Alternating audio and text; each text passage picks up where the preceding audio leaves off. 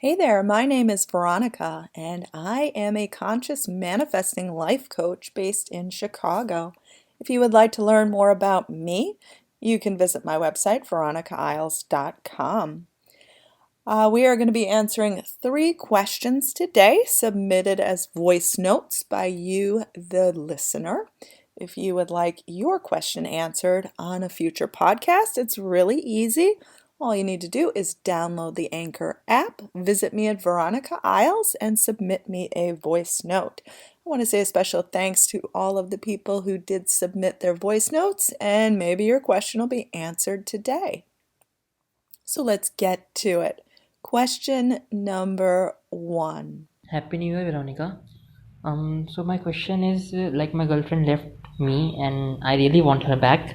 So I was manifesting her since 10 to 15 days, and I was in absolute no contact with her for today's 12th day only.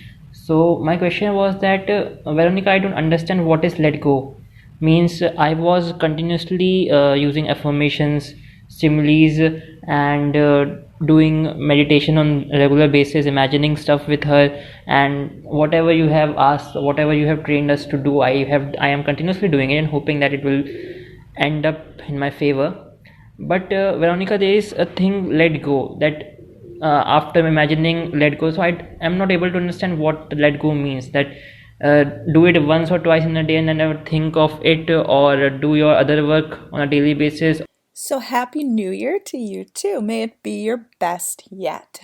So I want to start by saying I'm really sorry to hear that your girlfriend left you. And I'm happy to clarify what this is about letting go and how this works in terms of different sorts of law of attraction techniques that you are doing. So I want to start by saying it sounds like you're doing a lot of things right. Definitely do affirmations, meditations, imaginations. Live in the end result. Imagine what it would be like to be together again. The fact that you are doing no contact is a really good thing because you want to allow the very thing that you are seeking to seek you out. You want the universe to orchestrate things. You want the universe to thrust you back together and in contact. Now, what letting go means is it's not really where you do a set amount of affirmations and then you forget about it. Letting go isn't about pushing away these desires from your mind. Letting go is more about a freeing feeling. So basically, you can let go while you are doing affirmations, while you are meditating, while you are imagining.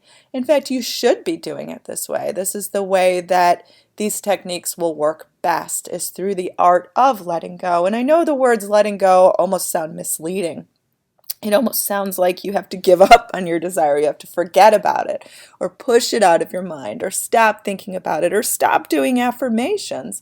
And that isn't true at all because we're constantly affirming some sort of truth about our world throughout the day, every single moment of every single day. So you never stop really affirming things. Your affirmations are specific things that you are planning to affirm. You are consciously affirming them. And whenever you affirm something, you want to feel it as truth. You want to feel it as easy, as weightless, as something that is just so simple, so genuine, so easy. So that's basically what letting go is. I would say another aspect of letting go is finding balance in your world. So basically, you're going to want to balance out different desires, also your ability to just live life. So the way you don't become fixated on someone or put them on a pedestal is by also living your life and having it feel okay. For example, the ability to live your life, the ability to feel happiness is not dependent on whether or not you are with this person.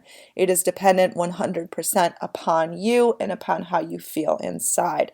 So I would say that to clarify things, letting go is not forgetting. It is not dropping your desire. It's dropping the need, dropping the desperation. So really all you're letting go of is all of the bad feelings towards it, all of the wondering, all of the anxiety, all of the, whether or not this will happen. You just feel it's settled. You feel as if you have a silent guarantee that everything is just going to somehow fall into place and somehow come together beautifully effortlessly, easily. So that's why having fun with these techniques is what matters the most. And I would also stress to do affirmations, do goal setting for other things too. Because again, you don't want your entire world to focus on her. So I'm wishing you all the best. And anyone else who's in this situation that you can, in fact, get this person back, they can be the ones to contact you. And that's basically what letting go is in a nutshell. Okay, so let's get on to question number 2. Hi Veronica, my name is Gaëlle. I'm 18 years old and I am from France. Happy New Year. So, I've been flirting with my crush for about 2 months, but he stopped texting me. He just stopped. We haven't seen each other a lot. We just saw each other once, and it was in a club. Every time I text him, I feel like I'm being annoying. How can I attract him back? How can I make him want to talk to me again? Because I just stopped sending him the first text. I want to manifest a date with him and him talking to me again. Thank you. Happy New Year to you too. Okay, so let's talk about how to manifest this guy, this crush you have. You can absolutely manifest this date and also him talking to you so much that you're actually sick of him. So imagine that, where he talks to you so much that you're like, whoa, this is a lot. I need a break. I need some space. So we want to flip around the position of power. Right now, it feels like he has all of the power. He's your crush, after all. You're the one who's crushing upon him. He's the one who appears to have all of the power when he can go out on this date with you, when he can contact you. Now, I want to say that the best way to get someone to contact you is not by repeatedly texting them or thinking that if you just say the right thing, that this text they'll somehow respond to. If they haven't responded to the last couple of texts, it's definitely an indication that it's time to take a little breather. It's time to take a moment to regroup upon yourself. You're giving this person way too much energy. You need to draw them in. You need to realize why they can want to be with you, why they can desire the texts from you, why they can desire going out on a date with you. Now, it doesn't matter if you only saw each other once in a club. Again, stop texting. I wouldn't, though, place the label saying that you've been annoying. You don't want to imagine that he's found you annoying. I think that that's your fear talking. That is the fact that you haven't heard from him, so you assume that you must have been annoying. But that's a very limiting story that you're telling. So we want to tell a new story where maybe he just hasn't texted back yet because he's feeling insecure or because of other things that are going on in his life that have nothing to do with you. But we definitely don't want to write the story that he hasn't texted back yet because you're annoying. So we're going to set a new story. Whatever feels natural to you, even if it doesn't feel natural, say, well, what if he didn't text me back, not having anything to do with me, but some sort of issue within himself that, again, doesn't have to do with me. Now, you can make him want to talk to you again. A good way to start with it is by imagining just simply talking. Like imagine in your mind, daydream in your mind, you're texting back and forth, you're talking, you're in different locations. Maybe you're now at a coffee house or you're going out on a date at the movies or you're spending time together, wherever. Picture it in your mind. But when you think about him, don't say, why hasn't he texted back yet? He must find me annoying. Say to yourself, I'm going to imagine us texting and the openness, the freedom of that. Now, I would also label yourself as his crush. Like, why are we just crushing upon him? Can't he be crushing upon you too? And you might be saying to me, well, if he really was crushing upon me, then he would be texting me and this would have already happened by now. But that's not necessarily true. We want to pave the way for what you ideally want to receive. So it's up to you to say, you know what? He feels equally about me. He feels the same way. I am someone to be desired. I am someone amazing. I have these qualities. I am someone to be respected, someone that anyone would fight for. and someone who is highly, highly valuable. So see yourself as the dating type, see yourself as the girlfriend type, see yourself as someone who he wants to talk to all the time. He wants to share things about his day, asks about your day, cares about you, gives you gifts, anything. Okay, so I hope this could help, and I hope to visit France one day soon. So I'm going to manifest that. Okay, so let's get on to question number 3. Hi, Veronica. This is Lori. I have a question. How do you heal the bitterness inside of you from the old relationship? When you do get back together with the ex, sometimes the old patterns creep up. And is there a certain type of, I guess I'm just wondering, how do you heal the past? Because I've attracted my ex back, whether I've been healed or not, or I felt like I have. Yet these old patterns keep emerging. Is there some type of advice that you could offer? Thank you. I'm happy to offer advice on this, and I think that this is a great question for anyone who is in the process of attracting an ex back or already has attracted an ex back, and how to make this new relationship different than what it was before. Now, I can understand that some experiences from the past, leaves you with bitterness, leaves you with hurt, leaves you with lingering anger, these bad feelings that sometimes go unresolved.